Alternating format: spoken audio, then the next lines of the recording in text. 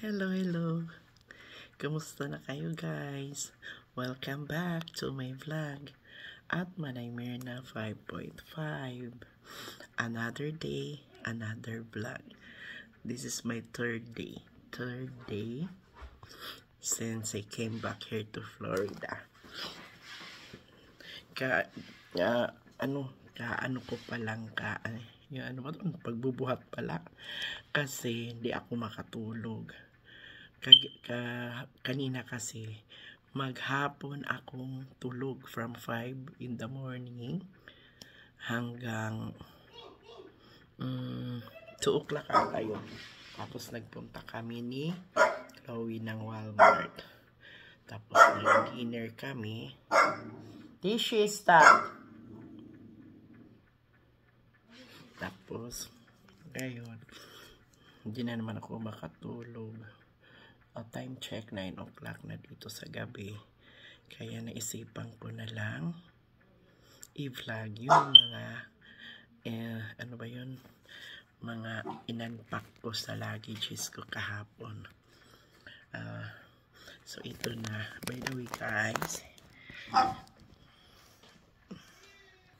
para sa kaalaman ng lahat, mag-open na po kami ng aming grocery, Filipino grocery sa year 2025.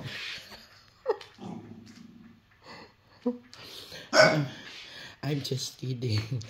So ito yung mga inampak ko sa mga nag-unbox ako na nag-open ako ng mga luggages ko.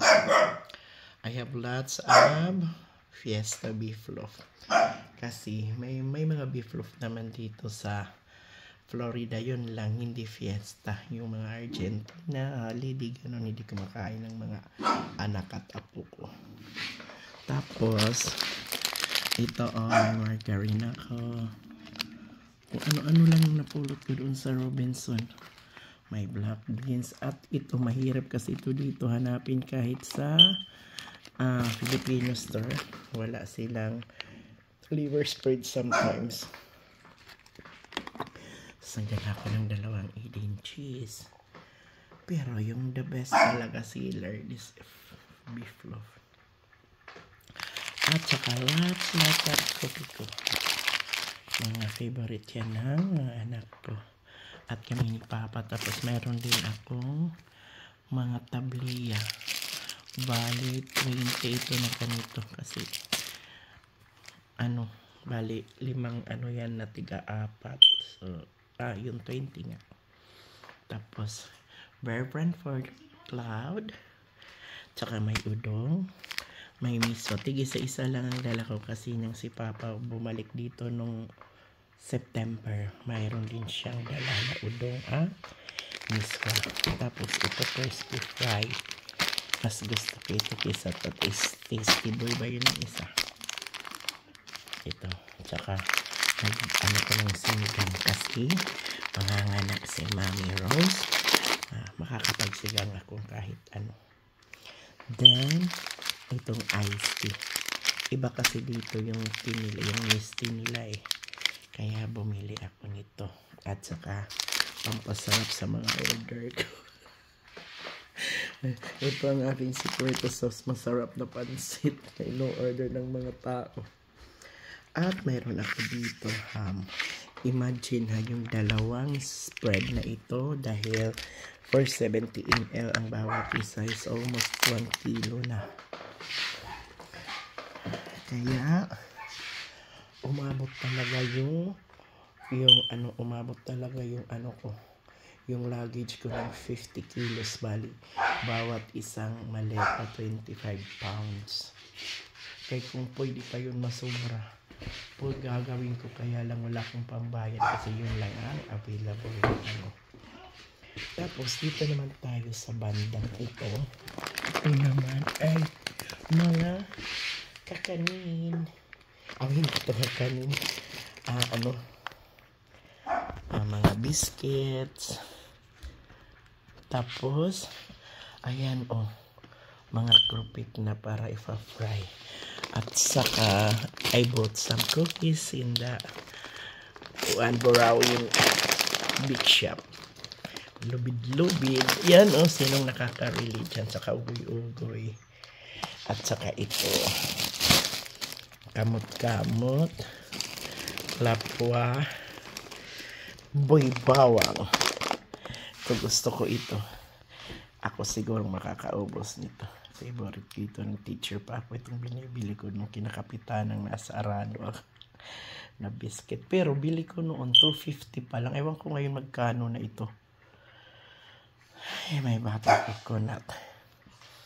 And then, ito na piyaya. Galing ito sa Cebu na nagpunta doon. Sinungalan. Matagal na pero hindi pa yan expire. Nagpapili ako doon. Tapos nalaman ko sa Robinson Tacloban, mayroon din pala. Kaya yan. Yan ang mga ano ko. Ito piyaya pa rin. At saka ibang klase naman ng tsaka yung pulboron. Isang box lang yung nadala ko kasi yung box half kilo. Parang half kilo ito. Kaya isang binitbit ko. Tapos may ano kami. May roskas. At saka ito guys, iba't ibang uri ito ng daing. Maayos ang pagkakaano ko yan, kaya hindi na nga may sapsap, may dilis, at saka may sapsap, dilis, at goodbye head. Tapos ayan, may squid. Yan. Bali ang aking ano, yung fried fish na mga ito, dried fish na ito ay umabot ng 2.5 kilos. Yan. Iba-ibang ori. Hindi ko nabubuksan. So, at saka, mayroon pa yung sa dagami na binagol at moron nakapagdala ako guys. So, pwede pala ayusin nyo lang, ibalot nyo doon sa pinakagitna. At saka kailangan frozen siya. Hindi na panis pati ang binagol at ang moron. Kaya yun guys. Ito yung mga inampak ko kagabi. Kaninang madaling araw. Tishy, stop! Ito yung lampin ng magbibili. Bumili ako dyan parang pampunas-punas lang. So yan guys. By the way, may mga ano na po yan, take na po yan. Mga orders yan. So, kung gusto nyo mag-order, i-message nyo lang ako para ma-reserve ko kayo. At watch for our opening sa 2025. Nagkakaroon kami ng opening ng Clouds Chloe Nirvana Filipinos Little Store. Just kidding. Ay, kasi parang sa dami ng dala ko, parang mag-ano ako ng ano yun, yung grocery ba. Kaya nga natakot ako, sabi ko, naku, kung ano ito ng anong tawag dyan, yung anong tawag dyan, yung custom, kasi usually we are allowed to bring not more than 12, kasi kung 12 daw parang pang business na ba. Pero ako talaga hindi pwede yung kahit beef loaf lang. Last time nadala ko is like 20 ata yung, pero ngayon grabe, mas marami yung nadala ko. Trinay ko. At saka yung pinaka-ano kong trinay, yung binagol at moron. Pwede pala. Hindi siya napapanis, basta frozen siya at ayos. Ang ginawa kong balot, frozen siya. Tapos papel at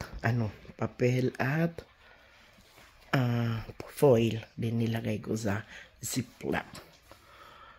Kaya ayun, na ano ko. Yun ang ano ko. Tingnan na, ipapakita ko sa inyo. Baka sabihin nyo na Hindi naman yung totoo. Naitukunin ko lang ha. Diyan lang.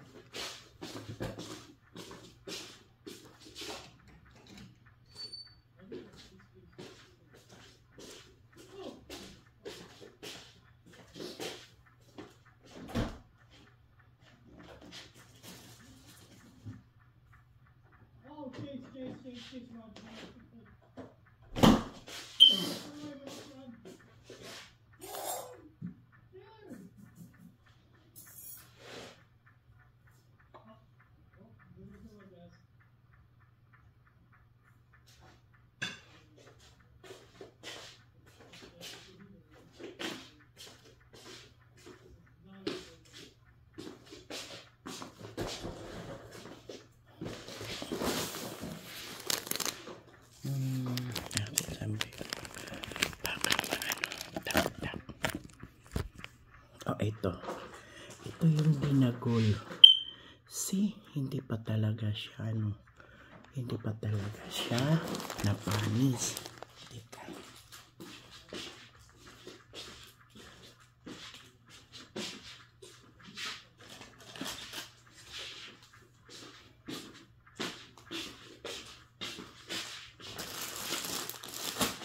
Ayan. Tatlo lang yung nadala ko kasi akala ko ito confiscate or mapapanis na. Kaya tatlo lang yung dinala ko. Pero okay pala daling kahit 6. Extra good. Tapos, ang moron tingnan nyo. Hindi pa talaga siya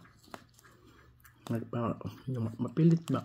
Ang ano lang niya kasi pag kainin mo parang dry ba siya, siguro dahil frozen siya, kaya kahit nilagay namin sa sa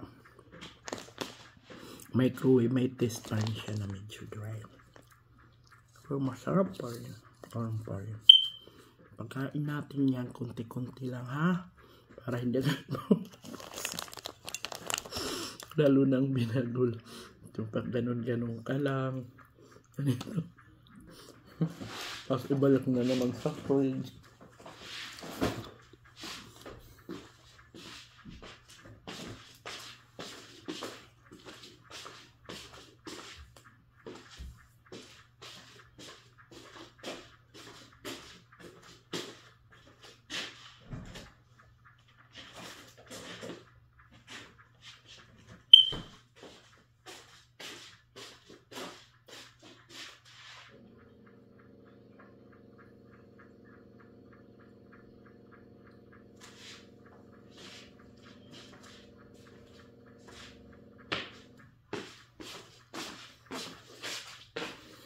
Kaya yun, konti-konti lang guys. Balik naman sa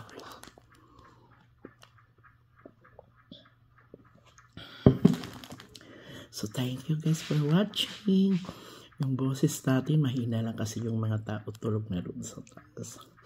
Ako lang ay hindi nakakatulog. Tapos bukas ng umaga gising sila, ako tulog naman.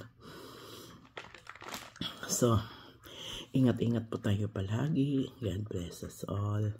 Kung nasaan man kayo, ingat. Kapos kami dito nag-iingat. At palaging tatandaan, makontento lang kung anong meron tayo. Okay, so shout out na lang sa lahat. Itong patulog na ito guys ng mga aura. Pero hindi ako makatulog kasi 5, 6, 7, 8, 9, 10, 11, 12, 1, 9, 10 hours ang tulog ko kanina. Bye. Love you all.